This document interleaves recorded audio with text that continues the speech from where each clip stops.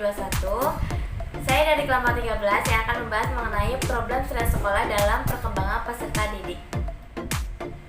Bersama saya kita akan membahas mengenai pengertian, sumber-sumber, dan faktor penyebab atau pemicu stres sekolah dalam perkembangan peserta didik.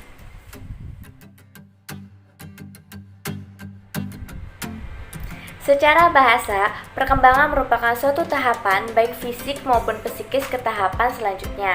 Namun, dalam istilah, perkembangan merupakan suatu tahapan yang berkesinambungan dan saling berhubungan. Lalu, peserta didik itu merupakan makhluk yang tumbuh dan berkembang yang bersifat dinamis dan memiliki karakteristik tertentu yang mana hal ini adalah proses alami suatu individu.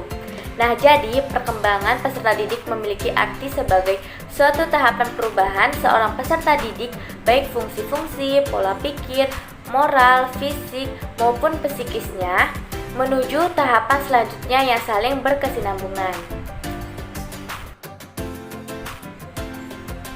Mempelajari perkembangan peserta didik merupakan suatu keharusan bagi setiap pendidik, yaitu guru.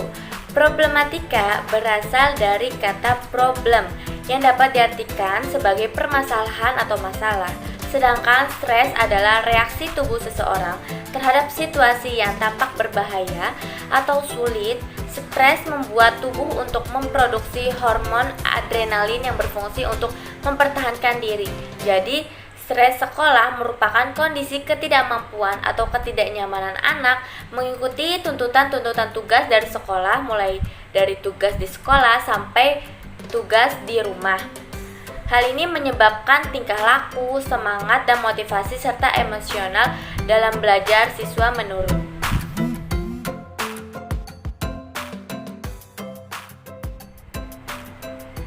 Ketidakmampuan siswa menyesuaikan diri dengan berbagai tuntutan sekolah tersebut akan memicu terjadinya stres.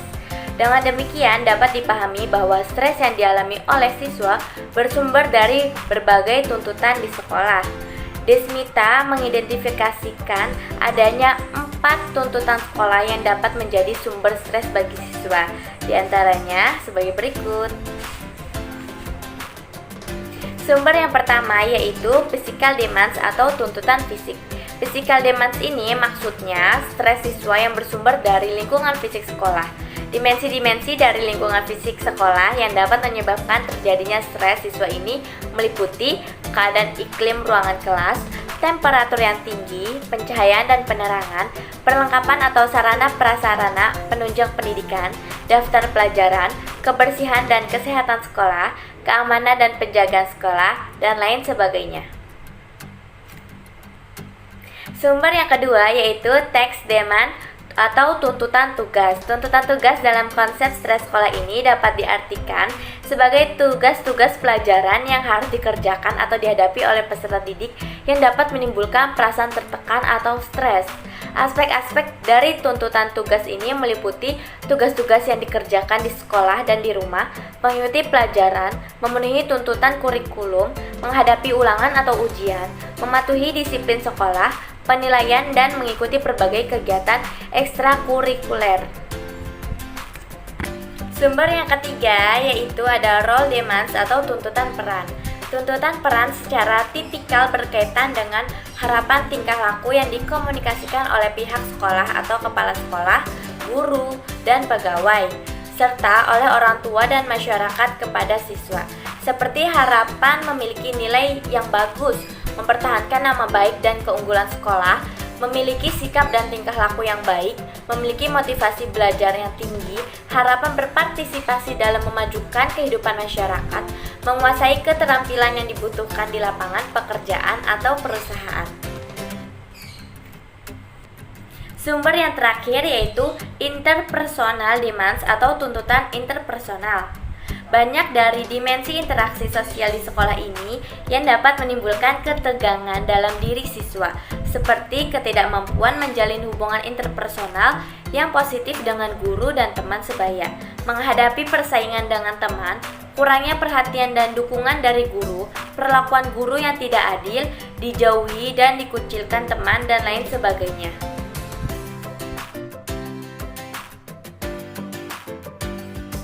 Menurut Smith tahun 1994 dalam Gunawati tahun 2004, faktor yang mempengaruhi stres sekolah antara lain: yang pertama, variabel dalam diri individu. Variabel dalam diri individu ini meliputi umur, tahap kehidupan, jenis kelamin, temperamen, faktor genetik, inteligensi, pendidikan, suhu, kebudayaan, dan status ekonomi. Yang kedua, karakteristik kepribadian. Karakteristik kepribadian ini meliputi introvert atau extrovert, stabilitas emosi secara umum, kepribadian ketabahan, locus of control, kekebalan, dan ketahanan. Yang ketiga, variabel sosial kognitif. Variabel sosial kognitif ini meliputi dukungan sosial yang dirasakan, jaringan sosial, dan kontrol pribadi yang dirasakan. Faktor yang keempat yaitu hubungan dengan lingkungan sosial. Hubungan dengan lingkungan sosial adalah dukungan sosial yang diterima dan integrasi dalam hubungan interpersonal. Yang kelima, strategi coping. Strategi coping ini merupakan rangkaian respon yang melibatkan unsur-unsur pemikiran untuk mengatasi permasalahan sehari-hari dan sumber stres yang menyangkut tuntutan dan ancaman yang berasal dari lingkungan sekitar.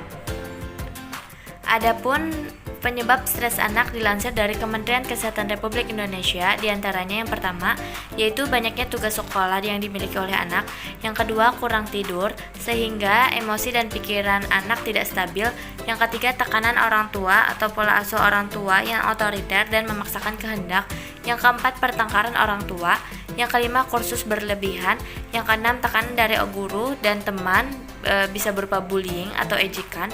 Yang terakhir yaitu makanan tidak sehat atau suka memakan makanan cepat saji dan kandungan gula yang berlebih dan minim juga makanan gizinya. Sekian materi yang dapat saya sampaikan, kurangnya